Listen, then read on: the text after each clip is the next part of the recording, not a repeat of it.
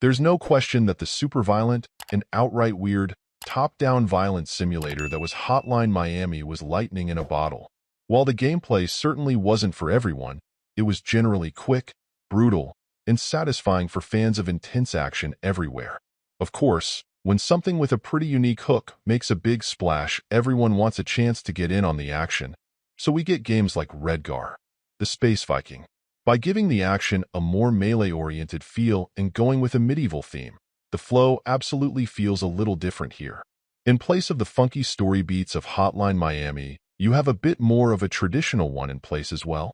On a general level, your objectives remain quite simple, and typically that's to make use of whatever weapons you find to bludgeon or shoot your enemies into submission.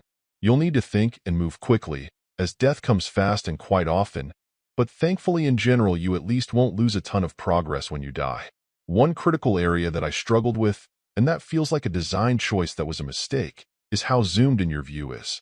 With it so tied to your character, it is extremely easy to be surprised by enemies, leaving you just moments to react in some cases. You do have the option to push your view out further, which helps, but that then makes you vulnerable as well since it moves your character out of view. In general, I found this setup typically left me at the mercy of enemies with ranged weapons. It also tends to make everything feel more trial and error, making you learn placements rather than simply going with the flow and taking care of business, which can be far more exciting. In general, since you're quite zoomed in, it tends to make the camera sweeping in a circle or quickly moving more jarring than it should have to be, and sometimes a bit unpleasant to look at.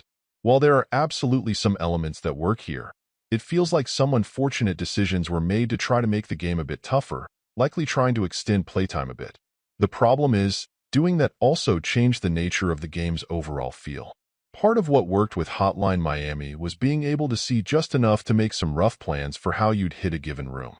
Your view wasn't perfect, but you saw enough to tactically give you a chance.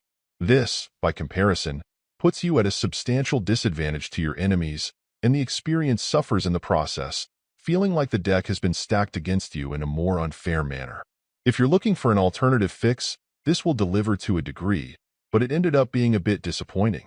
Overall, my final score for the game ended up being a 6.8. And if you're interested in picking it up, it's currently available on the Switch eShop for $14.99. Thank you for taking the time to listen to this review. And if you'd like more information or ideas of indie games worth checking out on Switch, be sure to click on the link provided in the description. Until next time.